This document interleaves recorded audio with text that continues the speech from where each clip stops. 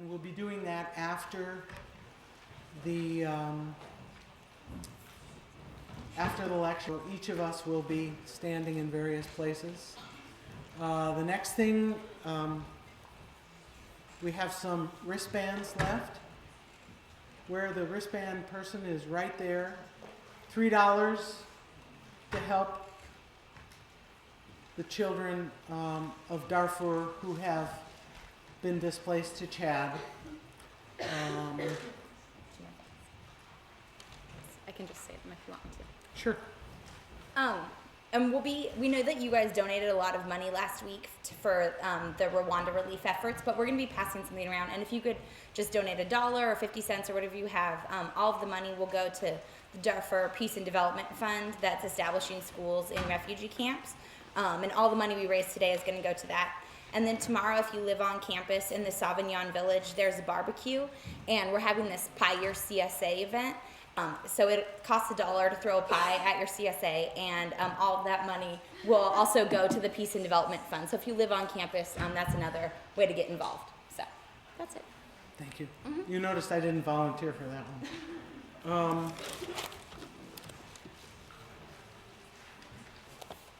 Any other announcements? Okay, as I mentioned, we have the final exam. Be passing it out. It will be due next week in lecture on Tuesday, and we can discuss it in section. We come to what has become a very important part of the lecture series every year, and that is our second generation panel. And the consequences of having a parent or parents who were Holocaust survivors are significant, and we find them an important thing about. Each year, our own Dean Leeder, who is the child of Holocaust survivors, agrees to have a panel for us. And for those of you who don't know Dean Leeder, Elaine Leeder came to us many years ago now. She's a sociologist. She is extremely aware of issues around the Holocaust, and in fact has studied the Holocaust postgraduate level. She has been tremendously supportive of this course, this lecture series, and of me personally, and for that I always like to acknowledge her because it has made a big difference in my life and in the life of our program.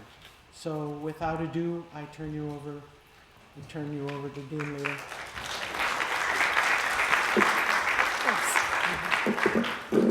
Sorry, I like it closer to my mouth. We are expecting another guest when she arrives. Hopefully she'll arrive.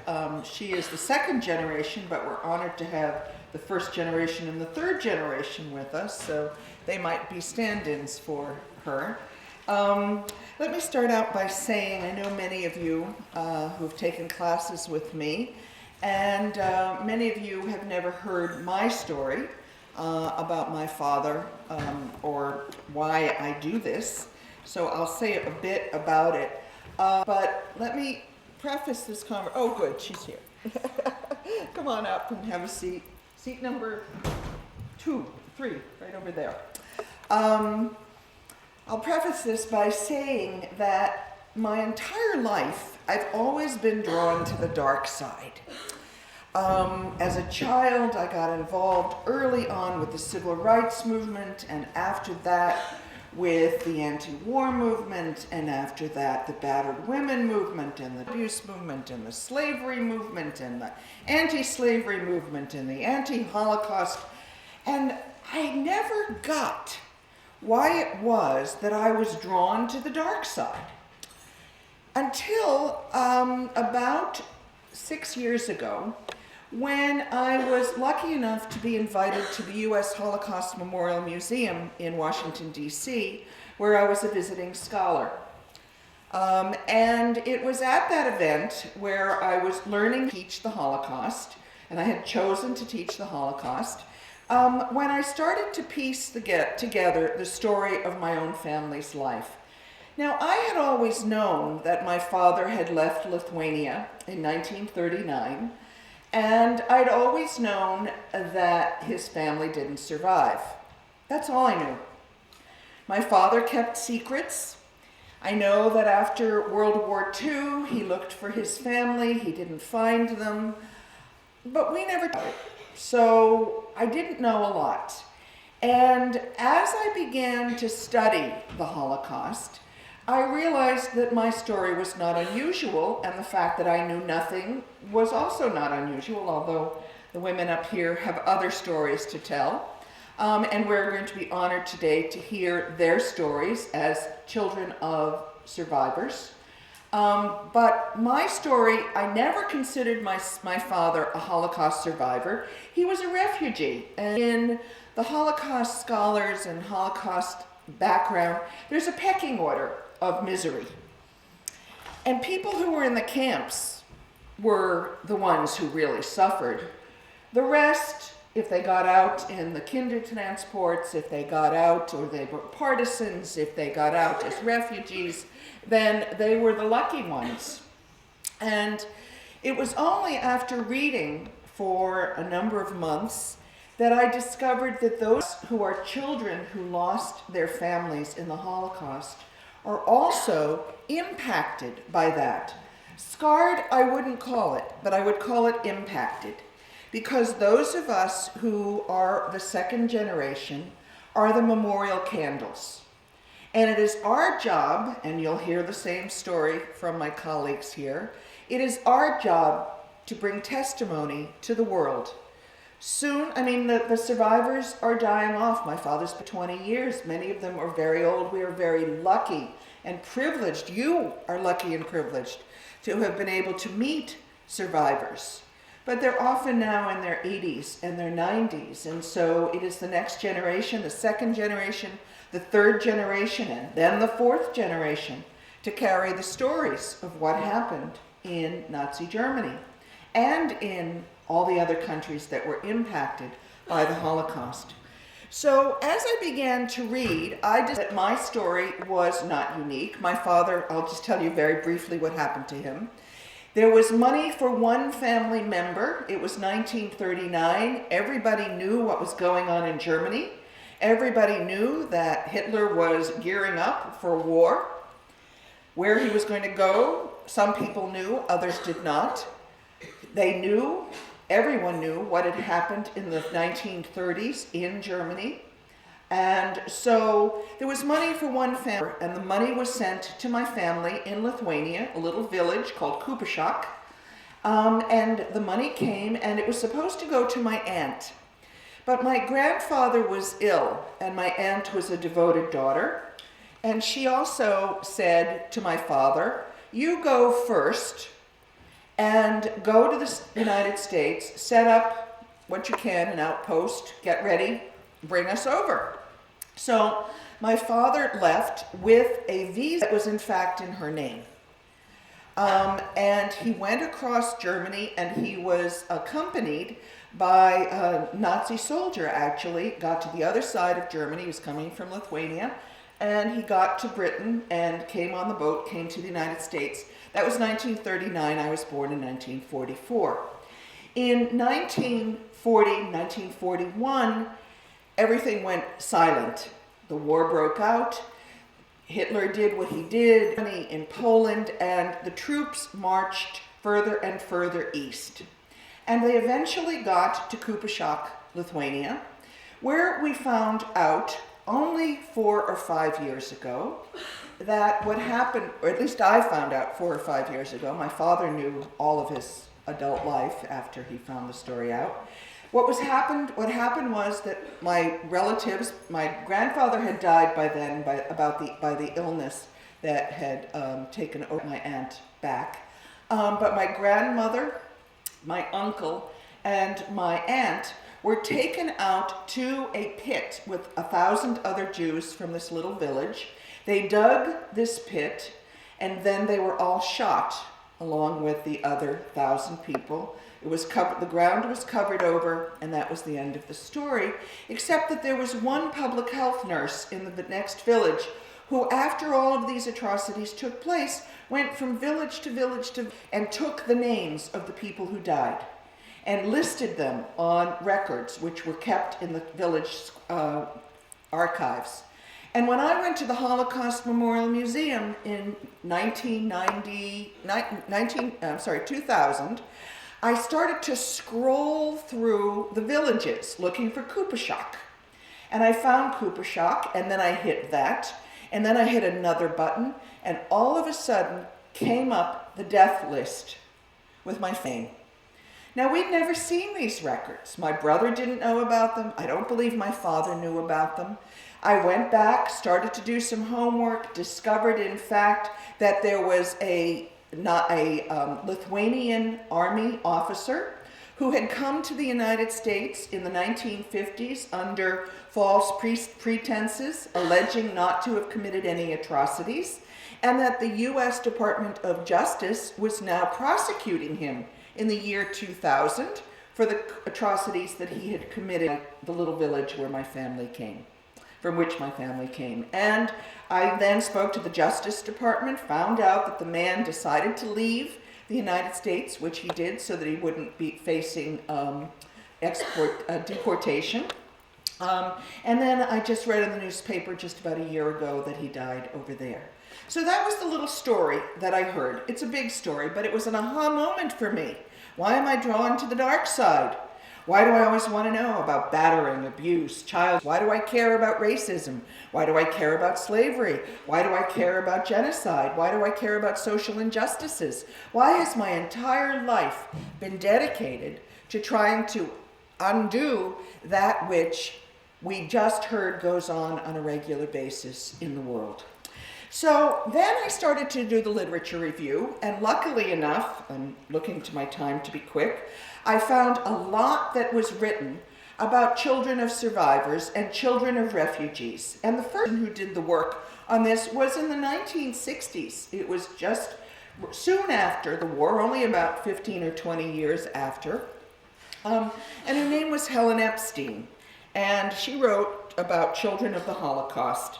And then lots more studies have come out, and it's very interesting because you would think that children of Holocaust survivors would continue the trauma, that in some way we would be traumatized by the experience, but really enough, the literature indicates that many of us, in fact, are quite resilient, have good mental health, and in fact really see ourselves as having to do something in this world to make it a better place. So there's a project now that's going on in Philadelphia, Pennsylvania, at University of Pennsylvania, called the Transcending Trauma Project, and they study generations of survivors. And of course they've been studying the Holocaust, but now they're also starting to look at survivors of the Cambodian genocide, the Rwandan genocide, the Armenian genocide, to see what happens to children and to families after all of this. And it turns out it's all very, very interesting, that there really are family types. And I'm going to give you this typology so that when you hear the stories of the folks who are up here, you can decide which typology they might fit. The first type of family are those families that are called the numb family, N-U-M-B. These are families who are really silenced by the experience. They deaden their emotions and really only tolerate minimal stimulation. And I worked with a colleague whose mother had been numbed out by her experience. She had been in the camps, and her experience was so traumatic and so horrific, and she herself was a fragile being, so that the rest of her life, her family spent trying to take care of her because she was victimized by it, and they were numb to the whole experience. They didn't experience trauma, they didn't experience anything except taking care of Mom, who was a victim of this whole genocide. And they don't tolerate much. So they are the numb families. Fortunately, they're in the minority. There are also families who are called the victim families. These are people who, after the war, they came to their homes and came back and were depressed by the whole experience, and that deadening depression carries on through the generations. These are folks who were worried, mistrustful, fearful of the outside, and in a way they cling to each other because they're the only ones who are left in the world. So as they have more children and live on into the next generation, there's a sense of still being victimized. They too are in the minority. You'll find the next two family types very interesting. There's the fighter family. Now, the fighter families were often people whose families were in the resistance. And so by being in the resistance, these families learned early on to fight back. And the fighter families have a drive to rebuild, to achieve and to change their lives. And so they really are active in almost compulsive in proving Hitler to be wrong and to show the rest of the world and themselves that they are going to, living well is the best revenge? Living is the best revenge? And so they fight their way through life in order to survive this experience and move into the next generation. And then there are, and these are the majority, the families who made it. All right? These are the folks who want to make it big, or they want to make it good. They're folks who have experienced the genocide. They've come out of it, and they are now at a place where they are going to aspire to good education, to social and political status, to wealth, maybe. And there's the sense also that they are going to live fully and but enjoy their life experience because they were almost obliterated. I have a colleague that I know who fits this one very well. Came to the United States with nothing, Holocaust survivor, soon started to parlay money, fame, wealth, and at this point is a very, very well-known entrepreneur on the East Coast. So there are folks who really want to make it well. So usually the children of these kinds of families, particularly those who really want to make it and make it not big, but live a good life, carry that message into the next generation. So I'd like to think about this as we meet the folks that are about to tell their stories. One of the other themes that is particularly noteworthy is that let me just say this. There are many studies, and in fact, Blair told me she's going to cite studies that don't fit her life at all. And in fact, there are many studies that indicate that Holocaust survivor children are resistant to stress. They don't do well with stress. Some of them, in fact, decide that they're not going to be Jewish because to have been Jewish means that one was going to die. So rather than to embrace the identity as Jewish, they go the other way and become completely assimilated. But as variable as there are human beings, so too is the variability of the response to having been Holocaust survivors' children. There's a lot of diversity in the way that families experience it. And I don't want to take a whole lot of time, that clearly there are families who, as a result of having been Holocaust survivors, cling very closely to their faiths and remain dedicated, if not to religious Judaism, at least to secular Judaism and a strong sense of identity. And many of them, particularly those who maintain a sense of identity with their religion, had close, strong Jewish identities before, and then as soon as they got out of the camps or however they survived, they go back to that sense of belonging to an ethnic group and a religious identity. So I don't want to prolong this much, so I'll really introduce the rest of our speakers very briefly. The next person who's going to speak is Blair Pleasant. whose father was is a daughter of whose father was in the Lodz ghetto and also in Auschwitz and in a labor camp. Then we're going to hear from Shelley Bob. I am eager to hear her story. And then we will also hear from Estelle Ross, whose mother, Helen, was under the Nazi occupation for a few months and was caught between borders, and whose father was from Poland and served in the army. And we're going to go next to Blair, and then to Shelley, and then Estelle. Thanks. Then questions. Thank you, Elaine. I've been fighting, so hopefully I won't have a coughing spasm while I'm up here. But thank you all for having me. I am the proud daughter of a Holocaust survivor. My father, Leo Schweitzer, is from Lodz, Poland, and he survived the Lodz ghetto and then Auschwitz and several labor camps and the Death March. My mother was born in America, so she's not a survivor. And as you'll hear some of the other stories, I'm thinking that possibly my story might be a little different because only one of my parents is a survivor and not both, so there might be some differences.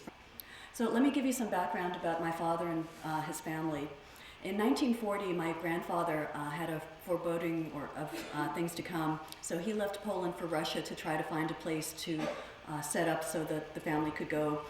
And unfortunately, he got caught and arrested by the Russians and was sent to a Siberian prison where he spent the rest of the war. So he did not go to the camps, he was in a Siberian prison instead. In the meantime, they were starting to set up the Lodz ghetto, one of the largest cities in Poland with a very large Jewish population. So you'll be hearing about different ghettos, but Lodz isn't as famous as Warsaw, but it definitely was one of the larger ones. So my father clearly remembers the day that the trouble started. He was coming home from what's the equivalent of our middle school, and he was wearing his new school uniform and was so proud and went home to show his mother his uniform, and instead he found his mother sitting outside on the doorstep with all household belongings, the mattresses, the pillows, the pots and pans, and pretty much everything from their apartment. And it turned out that the Germans had come in, and my grandparents had owned actually they owned the building, and they had a luxury apartment, and the German officers decided to come in and take the apartment for their own. So my mother was kicked out with all their belongings, so they were able to move in with my father's grandparents for a little bit.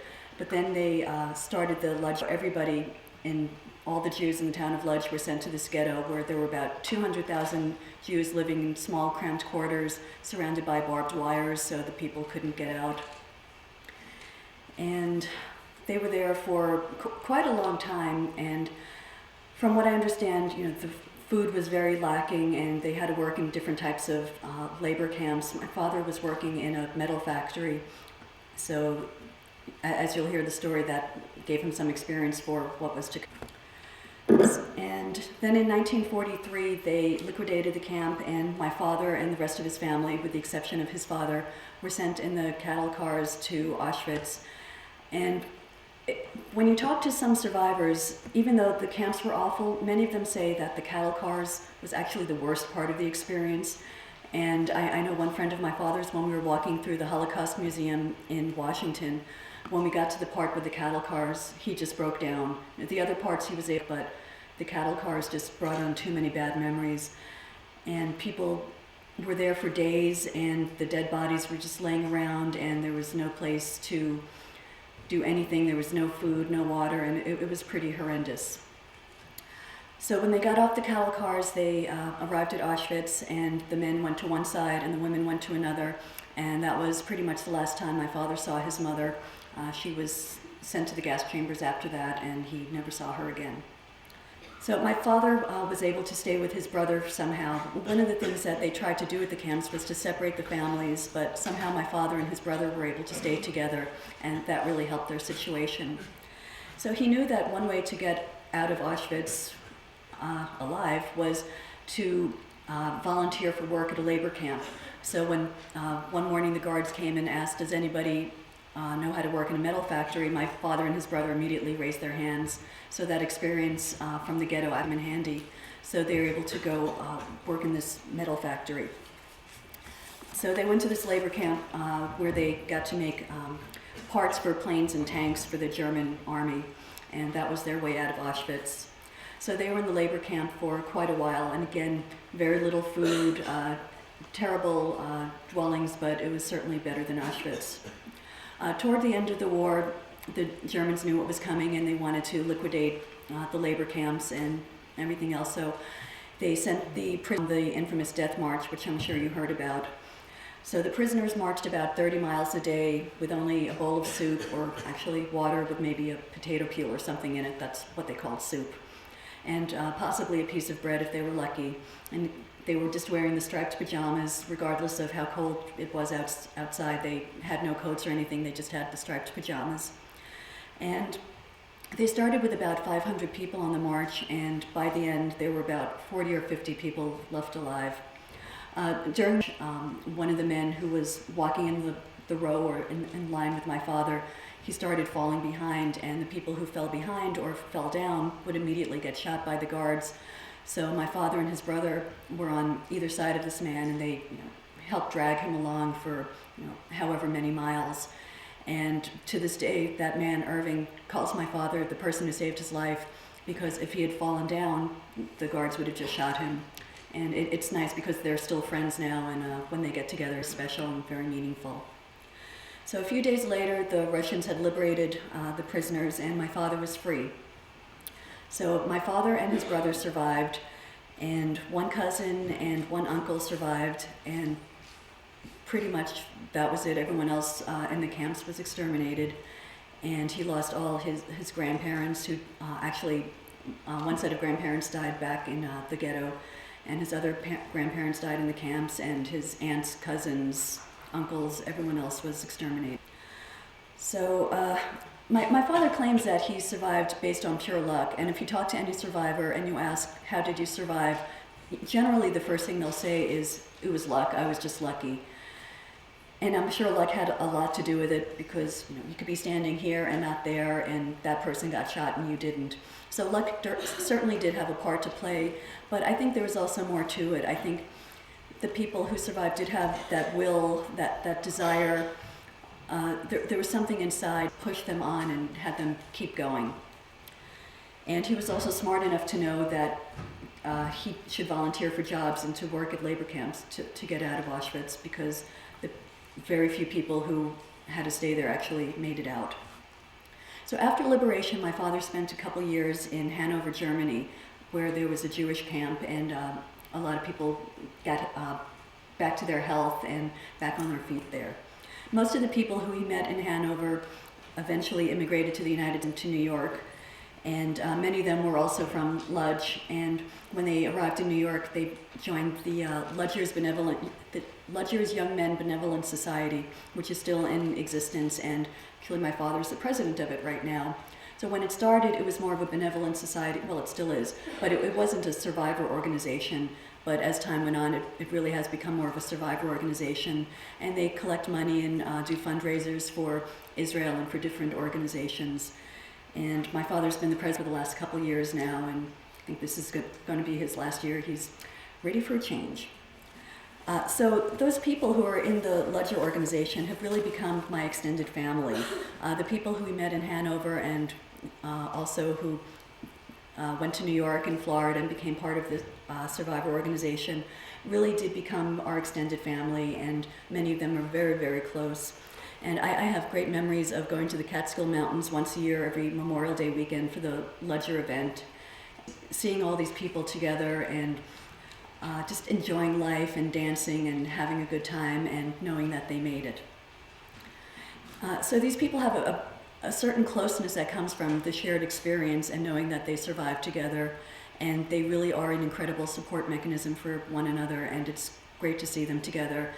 And at family events, they're at each other's children's weddings and barn bat mitzvahs, and they really have become this family and support for each other. So now I'll talk a little bit about being second generation. And Dean Leeder did say that there are many different types of people and the way it's been affected, and I think, as you hear my story, you'll know which one of the typologies I fall into, because it's pretty obvious. My aunt, who my father's brother married, is definitely one of the, what was the second one? The depressed. Absolutely. The victims. Absolutely. Whereas my father is in the last category, so that's the way it affected us. So I do think that the way the Holocaust affected the parents or the survivors greatly impacts the way it affects the second generation, certainly. And my father was always very open with us. Whenever we asked questions, he didn't try to hide it from us. He was very open with us and would answer our questions, to the best of his ability. But he didn't bombard us with it. He didn't give us the gory details. And in fact, until the other day when I was rewatching his video for the Steven Spielberg Survivors of the Shoah, I didn't even realize that his mother was beaten by the Gestapo, because one of the neighbors told the Germans that my grandmother had some diamonds and some jewelry hidden in the cellar, so they came and beat her to find out where it was. But that story he didn't tell us growing up. He kind of hid or kept some of the more upsetting stories from us. But again, he would talk to us, and when we asked questions, he would relate them to us. Again, he didn't do it in a way to make us feel guilty or to make us feel bad or to make us feel depressed. It was more, this is what I went through, and I'm here, and it was a part of me, but it's not, I'm not going to dwell on it, and I'm not going to be a miserable person because of it. So he didn't try to burden us with it, and he tried to give us a good life and make up for things that he didn't have as a child. So basically, he tried to spoil my sister and brother and I, and that was fine with us.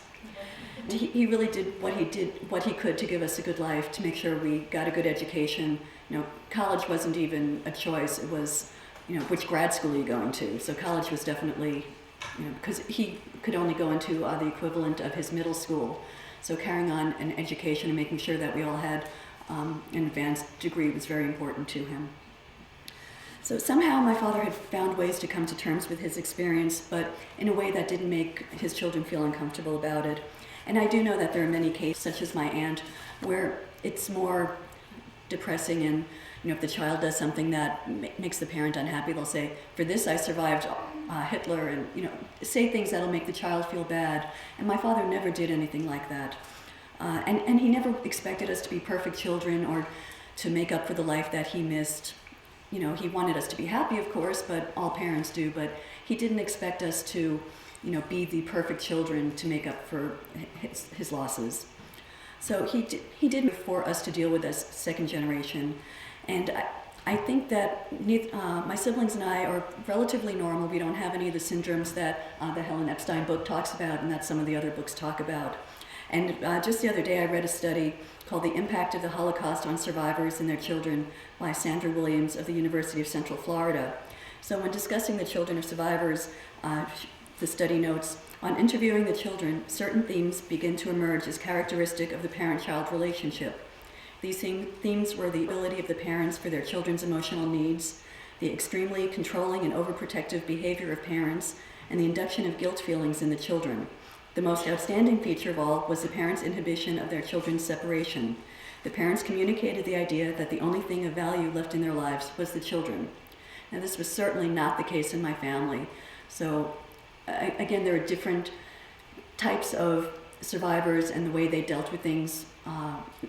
So there's no one way of looking at survivors or the children of survivors and saying, that's what a child of a survivor should be like. Because certainly what this study found is nothing like my family. And in fact, my father bent over backwards not to be like that. And the study talks about separation. And when I graduated college, I grew up in New York, and I wanted to get as far away from New York as I could. So after college, I decided to go to Colorado. And I knew that my father wouldn't be that happy about it, but he supported my decision, and he even supported me financially and emotionally. Even if it was something that he wasn't really behind, he knew that it was something I wanted to do and it was important for me. So even though it did mean separation, he was supportive of it.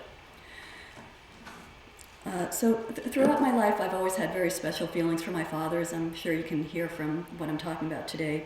And I was always very proud of him, proud that not only did he survive the camps, but that he came out not bitter and not depressed, but just a wonderful, loving, caring, generous man who everybody, when they meet him, they just love him. He's a very wonderful, warm person.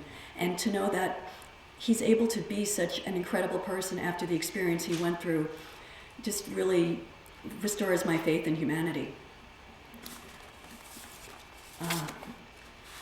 So even though Hitler might have tried to destroy did destroy my father's home and family, he didn't destroy my father's spirit. And one of the things that I learned about being the child of a survivor is the value of family. And I remember hearing the Ledger saying, you never know who your friends are because they can turn on you, but you always know who your family is. So that's become a very important value to me today. And I try to instill that in my children when they're doing their sibling rivalry thing and fighting, but hopefully one day they'll get it. One thing I do is I do try to teach my children about the Holocaust, and I want them to know their history and understand who they are and where they come from. Because being the child of a survivor is a very important part of my identity and a part of who I am. So I want my children to know about that.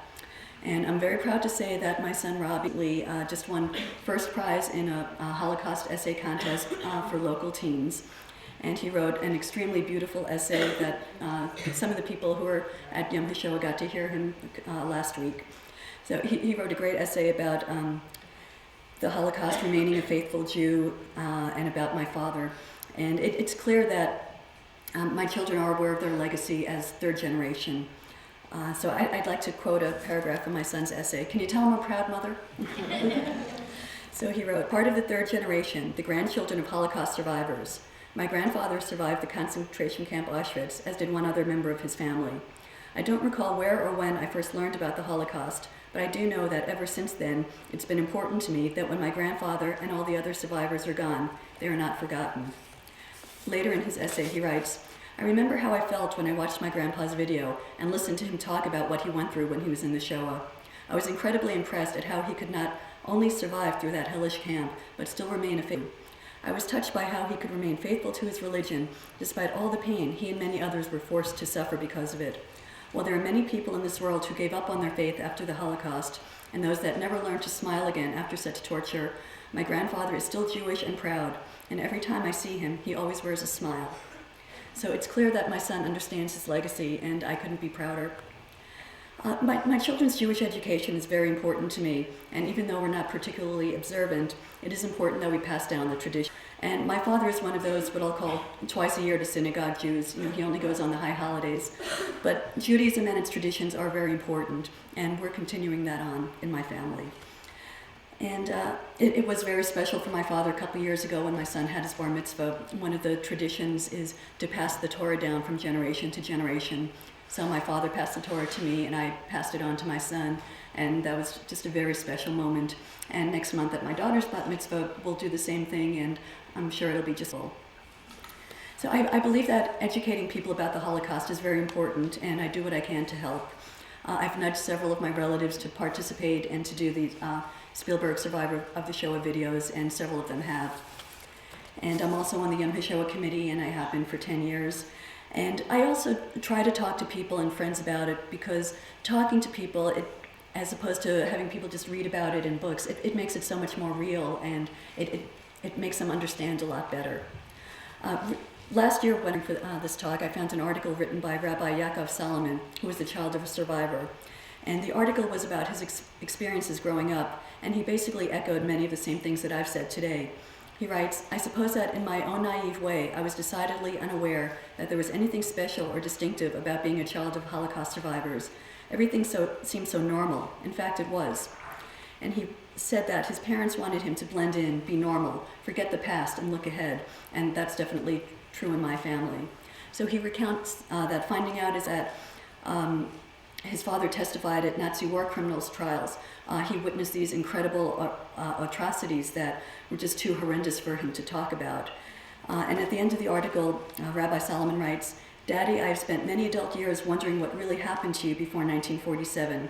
I believe it is something that all children of survivors would do well to look into. But looking back now, and knowing that I'm now privy to but a speck of the terror you lived through, I say thank you. Your loving shield was a blanket of normalcy, boys who love you. Life was good, I recall. You made it that way. And today I echo those feelings, and I also say thank you, Dad. So thank you.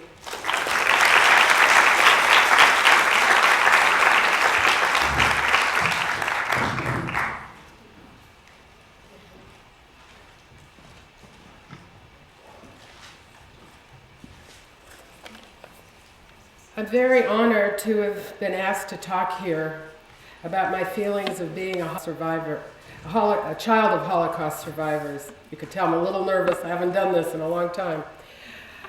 I grew up in Petaluma and really never experienced any anti-Semitism. However, I remember my parents talk a little bit about their lives and what happened to them.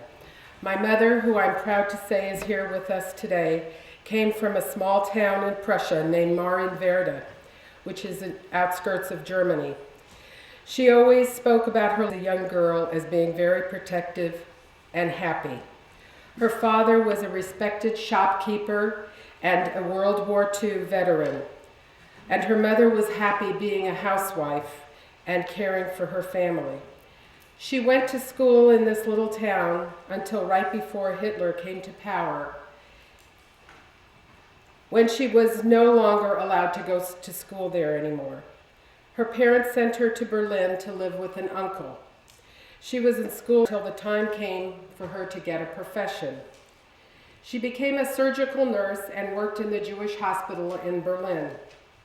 And to this day, she still keeps up her nursing license, even though she's retired. And in this Jewish hospital is where she met my father, who was her patient. She eventually escaped from the hospital when she learned the Nazis would be taking the nurses to Auschwitz. She escaped in a hearse carrying out the dead. She lived underground and in hiding for many years until being captured in November of 1944, where she was taken to Theresienstadt, but housed in the Kleine Festung, which means the little fortress. This was a death camp. She was liberated from the gas chamber on May 5th, 1945, by the Russians, which was, by the way, the last day of the war. Approximately 2 years later, after she met with my father again in Berlin, she came to the U.S. and ended up being chicken farmers in Petaluma. My father was from a small town in Poland where he lived with his mother, 2 brothers, and a sister. He eventually left Poland to find a better life and went to Germany, where he operated a lumber yard. When Hitler came to power, this business was taken away from him because he was a Jew. He also lived underground and in hiding for many years until his capture in 1944. He was taken to Sachsenhausen and Ravensbrück concentration camps. He was liberated shortly before my mother in April of 1945.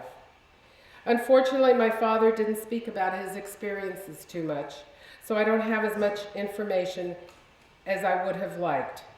He was more unable to speak, more depressed. As a child growing up in Petaluma, I always knew I was slightly different from other children. My grandparents, all my friends had their grandparents and spoke of them a lot. I could never speak about them since they were gassed in Auschwitz. Being Jewish was also difficult for me to admit because I always thought if I told anyone I was Jewish, I would be taken to a concentration camp also. I longed to live like other kids and celebrate Christmas with all the trimmings. I was brought up in a more traditional house, not overly religious, just enough to know I was Jewish and about my roots. My parents were very protective of me, and I knew it was difficult for them to let me do a lot of the things other kids my age were doing, such as riding a bicycle or even getting a driver's license. I remember my mom said, "Let's go get the license, but don't tell your father." My parents moved to Petaluma in 1950, and as other refugees that came there raised chickens. Eventually, my mother opened a nursing home in Petaluma, and those patients in the nursing home became my grandparents, my surrogate grandparents. I pretended that they belonged to me because I didn't have parents. Now that I'm older, I can understand my feelings a little bit more and know why they were the way they were. As an adult and also a parent of 2 children, and I'm proud to say my daughter's in the audience, I realize how important family unity and closeness is.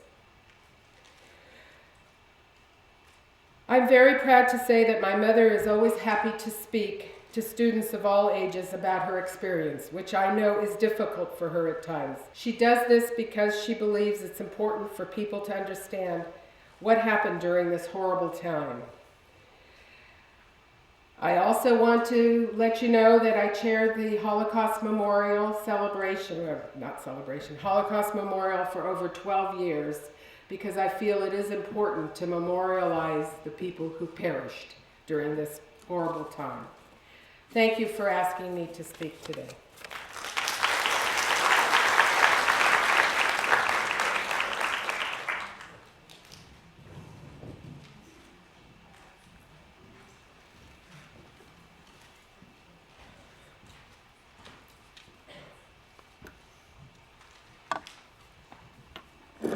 Short.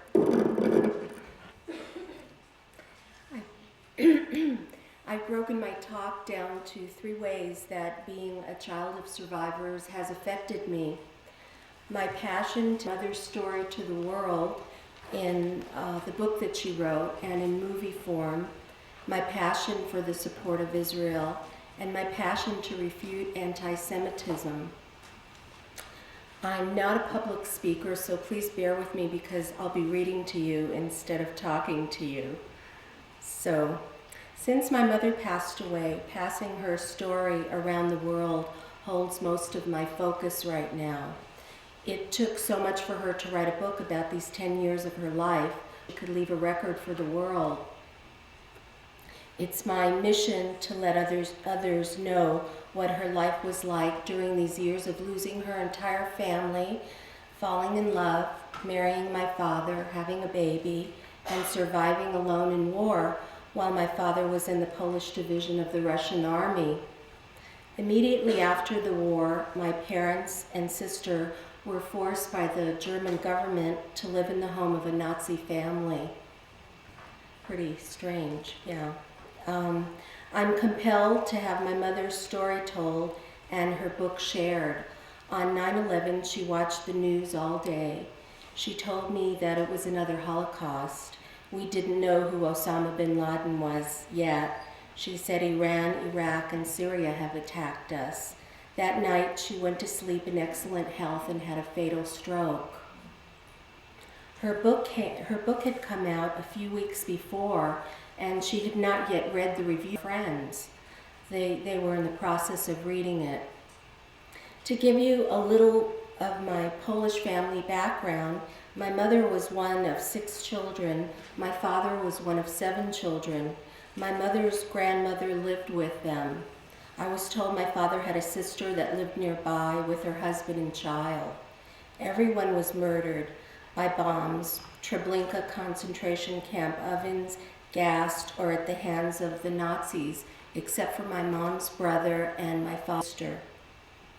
Now all of them have passed. I went to the 60th anniversary of the end of the Holocaust 2 days ago in San Francisco. There were 450 survivors from the Bay Area. They were all quite old and fragile and will probably be gone soon, like my parents.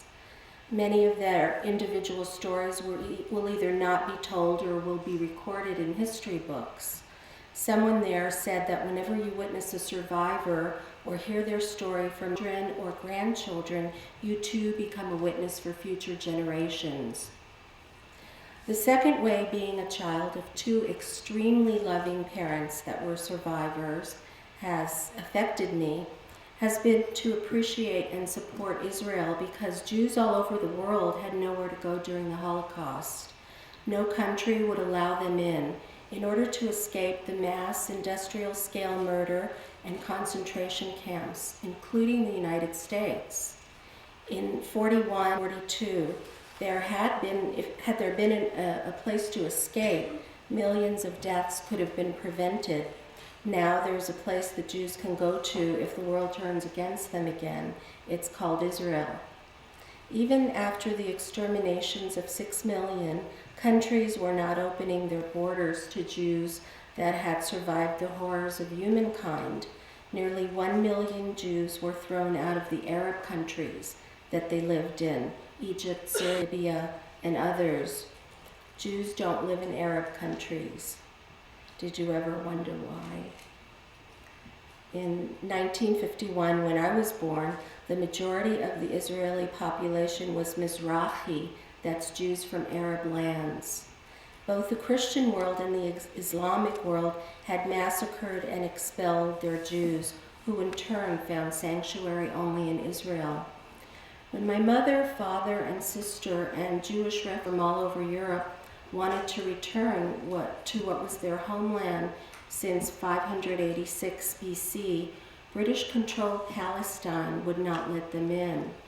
My mom's cousin's ship headed for what was called Palestine. The British blocked them and forced them to turn around and go to Cyprus instead of disembarking. 2 or 3 ships later, the ship Exodus was followed to Israel by British ships and was also blocked with 4,050 refugees on board. British police boarded the Exodus. The Holocaust survivors were beaten, some people were killed, and the ship was sent back to Germany. Jewish refugees from Germany were not allowed to enter other countries, including the US and British Palestine. My family was in a German forced labor camp at the time, in Germany, of course. The media got wind of photos of the British attacking the Holocaust survivors after the war, and countries were claiming that the British were acting like Nazis on the Exodus ship. So international meetings were held to determine what to do with the Holocaust survivors that had no homeland and no country who wanted them. Jews that lived in Palestine, Palestinian Jews, organized and fought the British to allow survivors back to their homeland. The international world pressure made relinquish its control of Palestine and divided into 2 areas. One part was for the Jewish people that had been driven from their land by the Romans, Egyptians, Christians, Babylonians, and Arabs. Some remained in the neighboring region. Many of the Jewish people that were thrown out later returned to their homeland and were the majority religion in Jerusalem by 1844. Arabs had arrived in the Arab invasion centuries after the historically accepted presence of Jews in the area. These Arabs would have the other part of the land. The Jews and Arabs were both Palestinians because they both lived in Palestine. The British already gave a large part of Palestine to Arabs in 1921. It's now called Jordan. Now, again, the Arabs would get another piece of land that had been previously taken from the Jewish people. European countries, including allied countries, did not want to return, so it was easiest to dump them in Palestine. It was the anti-Semitism of Europe and the US that led to the need for Israel. The US was afraid of the mass exodus of European Jews as early as 1920, when millions came from Russia and Eastern Europe after they were forced out of their homes simply because they were Jewish. The world body gave Israel to the Jews because Europe and America made it clear that Jews wanted here. When my parents arrived, Israel was starting to accept the Holocaust survivors. My family came on a ship to Israel a few months after the famous Exodus. They were dropped off at a shack with broken walls and a floor full of animal defecation. It had no roof, but they were happy, they were safe. There was fighting and gunfire all around them. The Arabs didn't accept this world myth to call this country Israel and to share it with existing Jews and those yet to come. They too did not want the Holocaust survivors to come to the Jewish part of Israel. They said all of Palestine was to be theirs, and they didn't want to live with the Jews that had lived there throughout the centuries and the new ones that were there to return from the genocide. So 5 Arab countries attacked the new Israel. My parents heard fighting day and night. My father built a roof from wood of nearby destroyed houses. My mother disinfected the floors, and they were finally somewhere. They were in the land where their ancestors lived, yet were thrown out century after century. They were home. 2 years later, I was born. If it wasn't for Israel, they would have had nowhere to go. If not for one country in the world, Israel, the only country where Jewish people were now welcomed, the country that had been home to the Jewish people for centuries, I wouldn't be right here to tell you this. People in Europe in the 20s and 30s also couldn't believe a blood purge was possible in their enlightened age. The Jewish state of Israel is the only guarantee of never again. Israel was created and built by those who went through all the horrors one can imagine. Israel is the best monument to the victims of the Holocaust and heroes of resistance. 3 years later, my family and I came to America on a ship because they each had one surviving sibling that had made it to America. They wanted to reunite. I was 3 years old. Technically, I guess we were boat people. The third way that being a child of survivors has affected me has to do with my relationship to anti-Semitism. I'm very aware of and pay constant attention to the enormous rise of anti-Semitism in the world today. Was my mother right when she said on 9/11 it's another Holocaust? She's always told me how it happened gradually. The signs developed throughout the world, but no one could imagine what was to come. Overnight it happened and terror began. Governments rounded up Jewish people, physicians, judges, university professors turned against the Jewish people. Why? Because of a dream of a master race. Aryan-looking women were required to eat, and Jewish babies were loaded in truckloads to their deaths. Today, the effort on the part of anti-Semites is to get Jews out of Israel again. Being a child of survivors has led me to assimilate. I grew up going to church with my friends and their families because we lived in an Italian neighborhood in New York. In California, I meditated and learned a lot about Buddhism.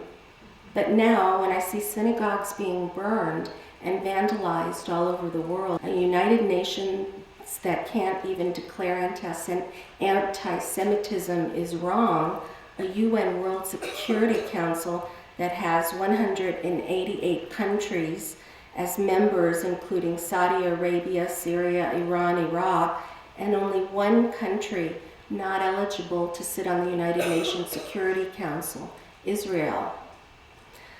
A 22-nation Arab League against Israel. Suddenly, being Jewish means more to me. But my strong cultural heritage, no, not religiously, but my strong cultural heritage has jumped out of my skin. I felt very different than other American kids, even the Jewish ones. They all had big families that got together for the holidays. We didn't. Everyone was murdered. When I said the Pledge of Allegiance in school under God was everyone else's God. When I felt very alienated and alone. Our family was all massacred, burned, or bombed. We were different. So I spent my days trying to be like everyone and hiding the grief my parents were hiding. My parents were orphan children who tried to keep their younger brothers and sisters safe, fed, and alive during war, at least for a while. Arabs have done well claiming the indigenous status to framing Israelis as European colonial expansionists. This is historically not the case. Jewish people were indigenous to Israel, and Israel is an indigenous people success story. Jews have been driven from their lands, and they still return to their land. They built a desert of sand into a cosmopolitan high-tech Mecca for the free world. This is truly a success story for indigenous people. To get perspective of what 6 million people means, there are probably about 6 million people in the greater Bay Area. I haven't checked with the census, and I'm not sure how many Northern California counties that entails, but think of the entire great Greater Bay Area is being exterminated. The Grand Mufti of Jerusalem, Hajj Amin al-Husseini, Arafat's close relative, was in alliance with Hitler. Husseini was responsible for the riots against the Jews in 1929 and also in 1936. He met with Hitler in 1941.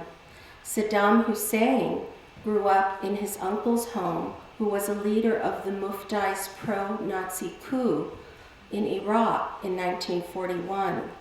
The alliance between Arabs that deny the Holocaust and the Nazis began after World War II, when many German scientists ended up working in Syria on weapons development. It continues with Arab deniers parroting modern Holocaust deniers.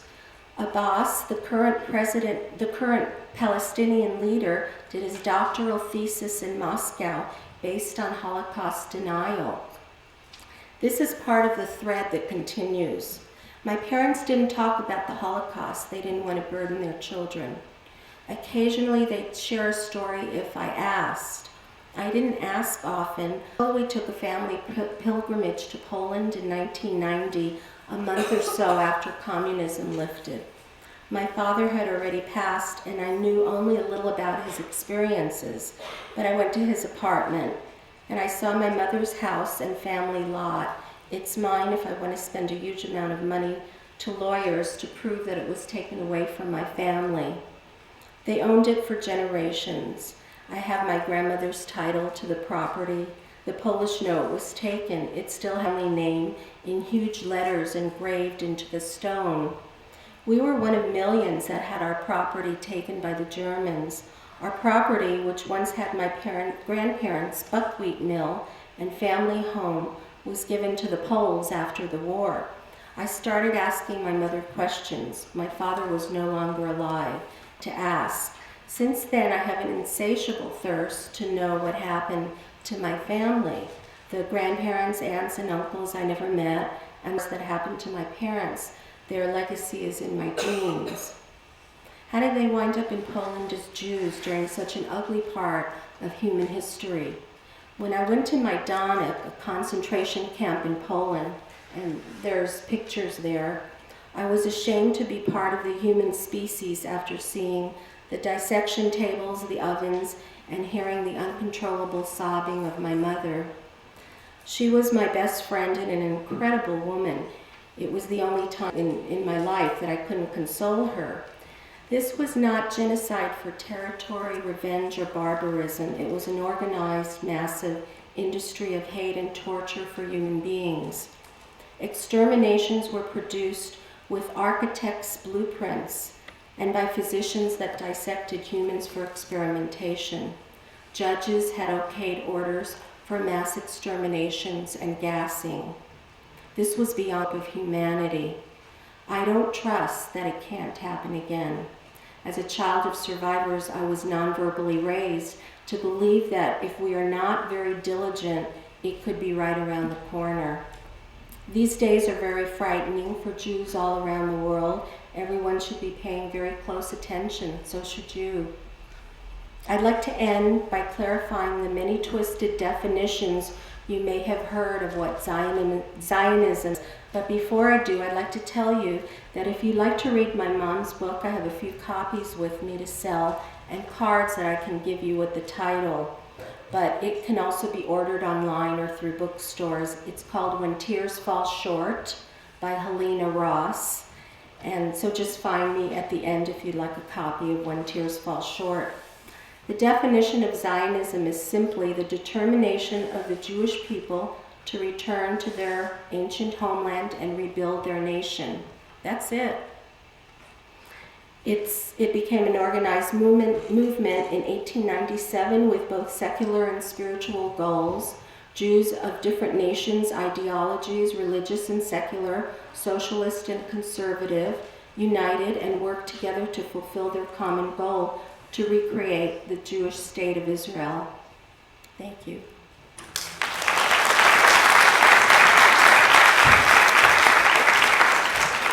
Okay, now we're open for questions. Hopefully you all might have some, and you might might think about who typifies the various kinds of types of families that we talked about earlier. Well, I have a question for you.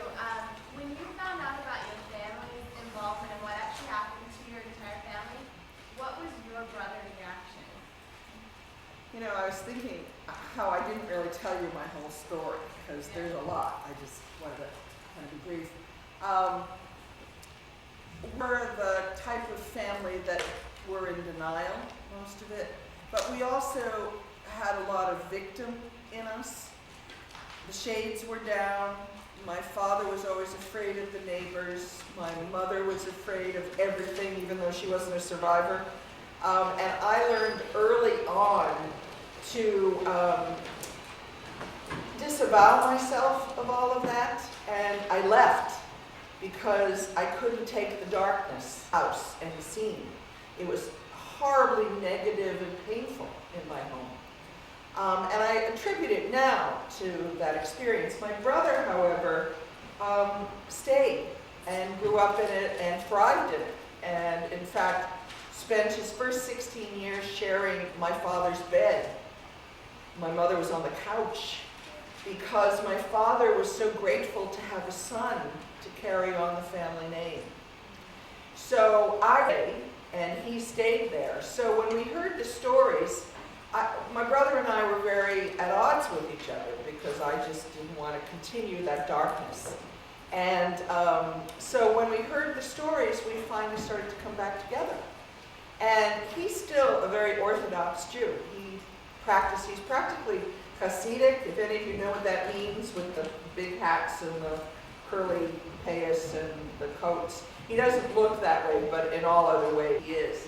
And I, as some of you know, I'm sort of a progressive, feminist activist. And so we had a lot that we didn't have in common until this story came out only 5 years ago. And now we're tracing it together.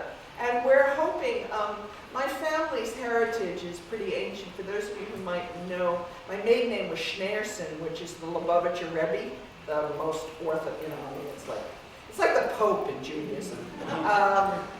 So my brother and I are going to write the story of this family, and all the way, and it turns out now we've done a little other history, and we found out that after the diaspora, my family went up into Mongolia. So we've got a story to tell. So I'm going to check out Mongolia, I'm going to check out the Lubavitcher Rebbe, and the story about the Holocaust. So we've come back together, but my brother says, doesn't surprise me. And the other thing I want to add, I just recently did a performance piece about her life. And one of the lines in her performance piece was, well, my family suffered, so why don't I? So, you know, it's a hard story, but I don't see myself as victim. I have a question. It's been for all of you. Are you guys the only ones in your family that speak out, or do other people in your family also have talks and do things to get the word out? I'm the only one in my family. I think I'm the only one, only because I've been given the opportunity, but I think my sister and brother, if given the opportunity, they would. I'm the only one. I have a brother who I'm not sure if he would talk about it, but maybe given the opportunity he would, but I'm the only one in my family. Ditto. My sister might if she had the opportunity, but I really don't know, and I'm actually the only. My mother did one time when she was alive, and it was very hard for her. Just took everything out of her.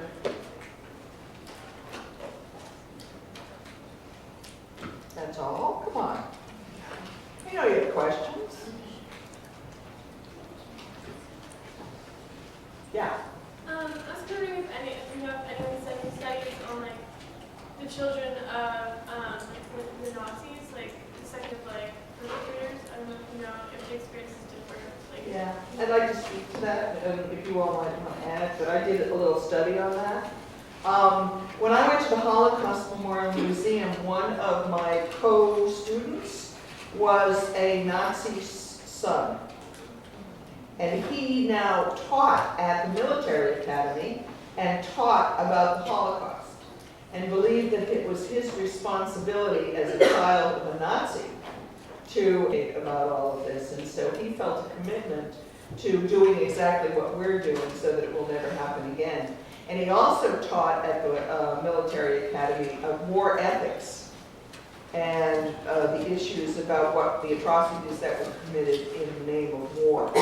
And so it has informed it. And there are many books, you might be interested in looking at them. There are books on children of Nazis, what became of them. There's also books on women in the Nazis. And Myrna, weren't you just reading for sexuality and German Nazism? I mean, people are really starting to get into all kinds of other esoteric aspects. I don't know the name of the book, but if you look for the author, Daniel Barr, he's written a book about both the children of survivors and the children of perpetrators, and compared their perspectives on the world. And that's probably what it's trying to know that they are somewhat similar. I also want to recommend a contemporary movie on this that is really wonderful. It's called Walk on Water. I was just going to say that. And it's about children of a grandchildren of a perpetrator. And it's a current movie, you can get it out on DVD, and it's about Israel and contemporary and an old Nazi and the fact that the family, the children, grandchildren, so appalled by having had a Nazi grandfather. And I won't give the plot away, but it's really a marvelous movie. Yeah. It's playing at their piazza right now. Oh, is it still there? Yes. Go see it, because it really is exactly to the question that you were asking. And it's filmed in Berlin and Israel. Okay, you want to say something? Yeah, there's also an organization of the children of the high Nazis, the Nazi leadership, that have gotten together and book about it. That is very interesting. What do they say, though? But they felt the need to communicate with people that had the same experience. And I read the book, they described. Some of them went to South America, they described their lives and how their parents treated them and what they found out. I don't remember if it's in English or German, but I have it if you're interested.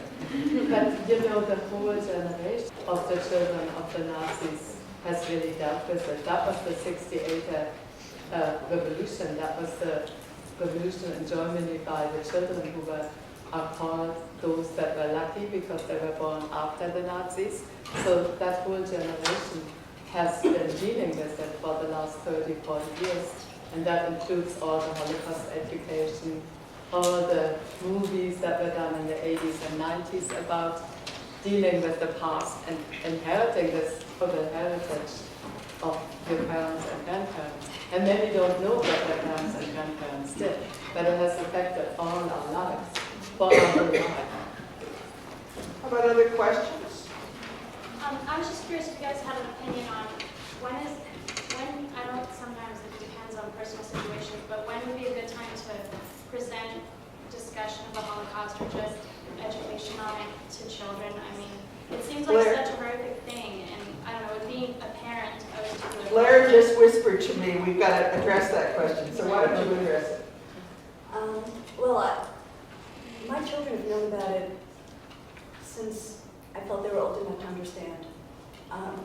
based on them personally? Well, my father has an accent, so they know he's not originally from here. And maybe 10 years old.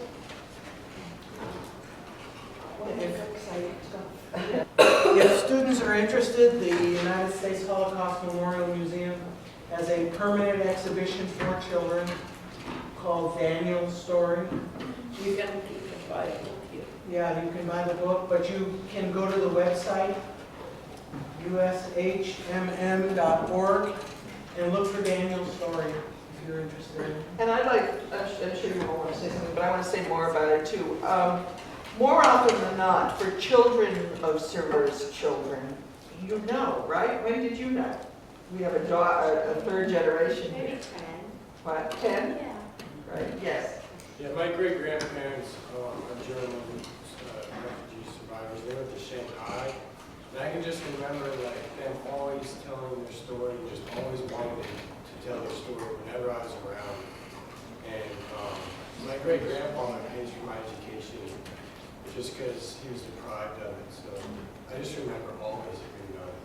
And that's also a usual story to be told, the Jews that went to Shanghai and how Shanghai welcomed them. And there was an excellent film that was written about that. I don't know if you know about it. I'm sorry I don't recall the name. You've got Shanghai in the title, what? The Ghettos of Shanghai. That's Yes, it. That's it. exactly. It's a good movie. Rent that one too. And the other thing I want to say about the children is that they generally, the children of survivors, they know. And when we were at the museum, there is a through 12 educational program available, and they have modules to give to kids where, for little kids, they'll show you the training. That's what I wanted to know about. So it can be as early as, kindergarten or first grade or second grade. And that, sure, you're not going to show the movies, with the corpses, but that it's not a good idea to protect children from it because it's a reality. And death is a reality. And yeah, you don't want to make it horrific. You don't have to deny it to them as well. Well, I was going to say, and I've addressed this to Myrna, that I feel like, I don't know what I can do. I feel helpless, but after listening to my ex-in-laws who were survivors, my father-in-law was Polish, my ex-mother-in-law who's still alive is Hungarian. And I was talking to my daughter, who's 20, and she's educated, she's going to Berkeley. And I talked to her, I made reference to her grandfather being in the Holocaust. She said, no, Mom, he was in the Warsaw Uprising. So after listening to that, and if my ex-in-laws, my ex-husband had 2 brothers, and one of you quoted exactly, college wasn't an option for us. Education is high priority, but now what I can do is educate my children. Right, if she didn't know that the Warsaw know from her Uprising was the dad. Holocaust, Yeah. then you've got a lot to do. That's But I just it. appreciate this for Well, and let me say, the thing to do, you don't have to be run to Rwanda, although that's good too, and you don't have to be given money. All you have to do is to talk to people about what you've been learning in this class. Did you know, did you know there's a genocide in Sudan right now? That is social change. Doesn't even think I'm doing all the talking. Please. My uncle was in the Warsaw Ghetto Uprising. He died in it, fighting. And I wanted to mention to people, there's a poster over there. And what that is, another uncle who passed away went all over the world to get the last surviving children in the Korczak orphanage, which was in the Warsaw Ghetto. And they were the children in Warsaw that were being hidden, and later on went to Treblinka. So those are all the living people in the world in this Warsaw Ghetto that housed 200 children, and there's only one of them left alive, and he's somewhere in New York or Canada. So you might want to look at that before you leave too. Please. I know that in Southern California Museum of Tolerance, I've gone there when I was in elementary school, middle school, and high school. I went at least once a year on some field trip, and they had wonderful visuals, and they have 2 separate things you could do.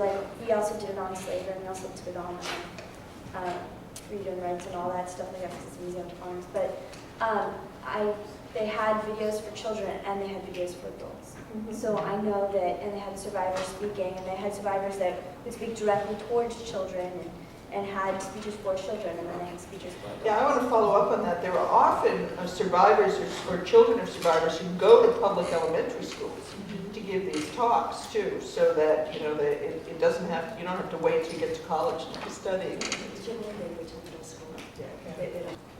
Traumatize it. Depends on which state, by the way. In New York, they think they do bombard you in New York. Go ahead, please. Let's Blair want to finish. As far as my children and children of third generation, I guess, the more natural it is. You don't want to say, okay, honey, we need to have a talk. And I just want it to be something that, and as you heard my son's essay, I don't remember when I first heard about it. You know, it's just something that's always there. And I think that when I heard about it, it was just always there. So you don't want to make it, you know, okay, you know, let's have a talk about your family history. Instead, you know, just make it natural. Yeah, make it natural. Yeah, just add to that. You know, my children have always known that their grandparents were survivors of the camps, and we didn't, you know, make it some secret thing that the children of my daughter always knew about her grandparents, and I think it's important to talk about it today and to continue talking about it. I am a genocide survivor from Rwanda. So when I heard your story, I just made a comparison between what you said and what my country is. Now, when that happened in my country, my children were between 7 and 14 years. Now, today, about 10 years later, when we talk about these events, some of my children don't want to even to talk about that. So they are shocked, especially the younger ones. The ones who were 7 and 9 don't want to talk about that. I'd like to answer that. The literature and survivors have told me this too, that there's a period of time, some say between 20 and 30 years for people who have extremely horrific experiences, that they can't talk about it. And so it's not uncommon that there would be that lag, because you're only 10 years out of it. When your children are older and they're talking to their children, then they'll probably be able to speak of the experience. There's a silence, and in fact, a survivor once said to me, there's something in the Torah that says that you can only really be conscious and honor something 50 years after the experience.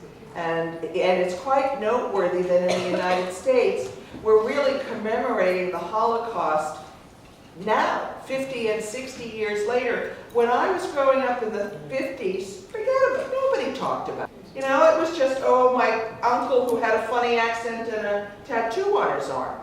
And it was that we knew what happened, but it wasn't the public commemorations or the public visibility that there is now. It was a private silence.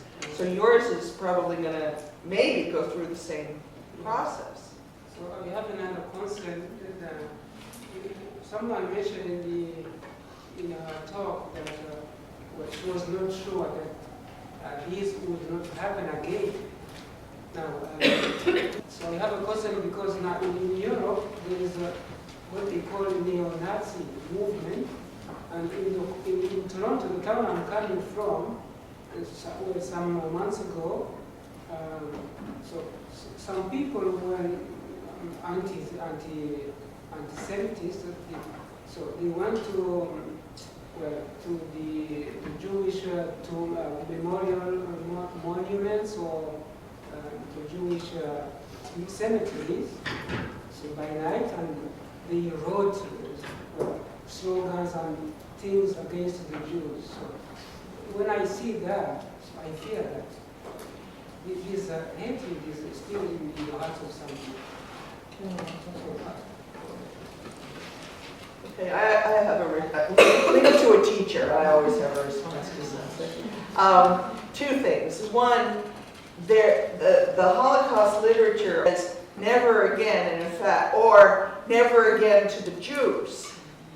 Well, the never again we know happens because it happened to you. It happened in Cambodia. It happens. The question is, will it never again happen to the Jews? Well, with the rise of anti-Semitism and what we've been reading about, it could happen to the Jews again as well. If countries can have the ethnic cleansing and the ethnic hatred that you've experienced, it would not be unlikely that it could happen again. And I belong to a Daughters of Holocaust Survivors group, and many of us have been having discussions about, are things getting familiar in the United States to the conditions in Germany in the 1930s. And many of us are drawing parallels. The Patriot Act, as an example, the suspension of liberties that many of us are familiar with, the election by a non-election of it. We could laugh about it, some do, but it scares the hell out of me because their parallels are very close to what happened in Germany in the 30s. I'd like to raise the issue. I know you mentioned that there is a hierarchy of survivors, death camp survivor, refugee, etc. I would and feel that the Holocaust had an effect on that every American Jew, or every Jew, is in some sense a survivor of the Holocaust, in the sense that it affected us as young people as well. I grew up without any direct knowledge of a survivor in my family, but incredibly sensitized to the Holocaust. And I would suggest that every German child is also a survivor of the Holocaust, in the sense that they too live with the understanding of their own ethnic participation. So in some sense, it doesn't surprise me that they define, that many of the great thinkers, modern thinkers, define the modern age as one of a post-Holocaust age. It's not just for Jews, it's for all of us. I would suggest there is a debate about what you just said. And some people I know would argue with you vociferously, because some folks have said to me, you cannot be second generation. You happen to be a daughter of a survivor, but nobody can relive the experience that those people relived, that those people lived through. And it's absolutely true. And so,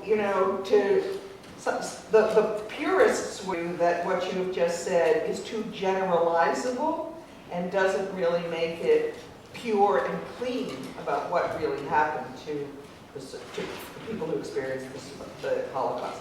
I happen to agree with you, by the way. I'm just giving you the that's why we get along so well. Yes.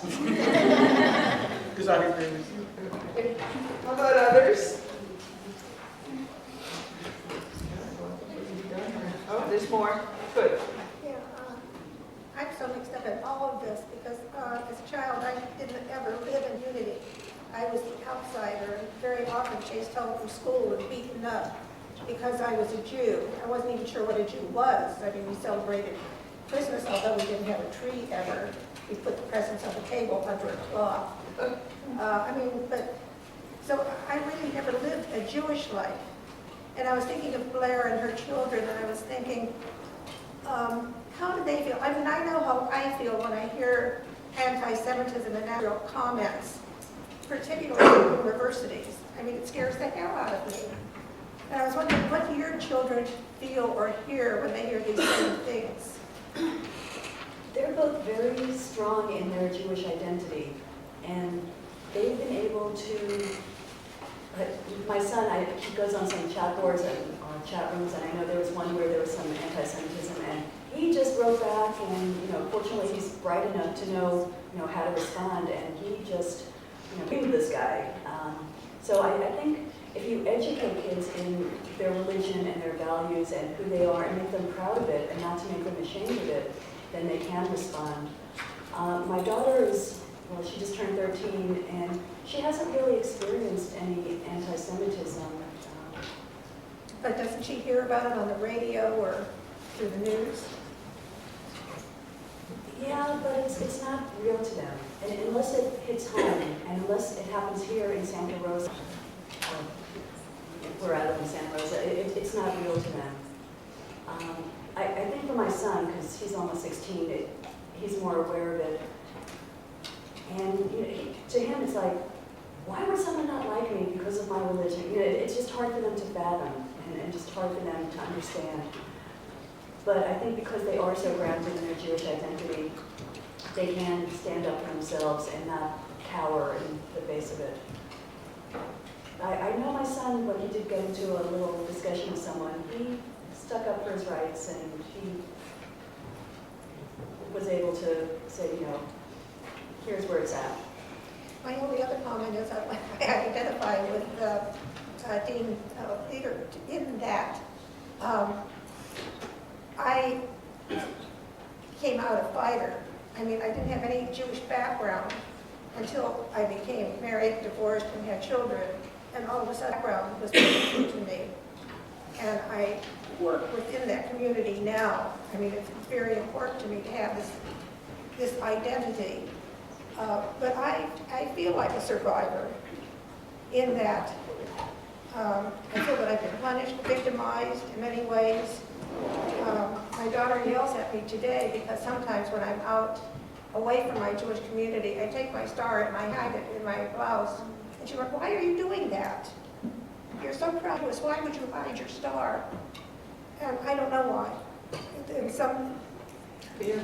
Yeah, it's there in my genes. You know, go ahead. Oh, I wanted to comment also that as growing up, I was afraid to tell anybody I was Jewish. I always wanted to blend in. It wasn't that I was ashamed, but I didn't want to draw attention to myself. And it wasn't until I had children of my own and I realized that what am I going to give to my children? This is my heritage. This is what my grandparents died for. So I gave them their Jewish education. They're not religious, but they know that they're Jews. And they're not afraid to say they're Jewish. I remember when my children were little, and people would say to them, you know, do you have your Christmas tree? Or what are you going to get for Christmas? They would say, well, we don't celebrate Christmas, we're Jewish. And I remember feeling fear, initial fear, like, oh my God, don't tell them that. But they were proud of it. And through them, I learned that it's okay to admit that I'm Jewish, and there's nobody going to take me away to a camp. So I just wanted to comment on that. I was just going to mention that you said how you were raised and you weren't religious as you were raised. My parents were in Russia during the Holocaust, a great portion of it, and that was understood. And you couldn't say you were Jewish. I mean, there was no religion because it was communism. So we were raised very secular. When my parents came to America, they had a lot of Stalinist viewpoints. So it was more of a cultural identity, that they were Holocaust survivors. So religion wasn't part of our family, but there was some thread that held us together very strongly. And it was a Jewish cultural identity, which was different than religion. Please, you want to say something? Shelley, I wanted to say something, feeling of being different. I think one thing I think that we need to separate, being different or being inferior. Being different does not necessarily mean we're inferior. Right. Which is a difference. But as a child, I didn't know the difference. Right. Yeah. As a child. And my son thrives on the difference. He likes being different. So for him, this is another thing that's like, yes, I'm Jewish and I'm different, and he loves Being that. different makes you exotic. Right. Yes. How about anyone else? Well, I'd like to close just with a little statement because I feel I would like to really encourage all of you, since you've learned this whole semester about all that you've been studying around genocides and Holocaust, that now that you are educated, you have a responsibility, because we are just who we are, but from one seed, one spark of prairie fire grows, which is what Mao Zedong, mixing my metaphors, but nonetheless, I would hope that all of you would take the information you've learned this semester and do something with it, even if it's educating your own children. So, thanks.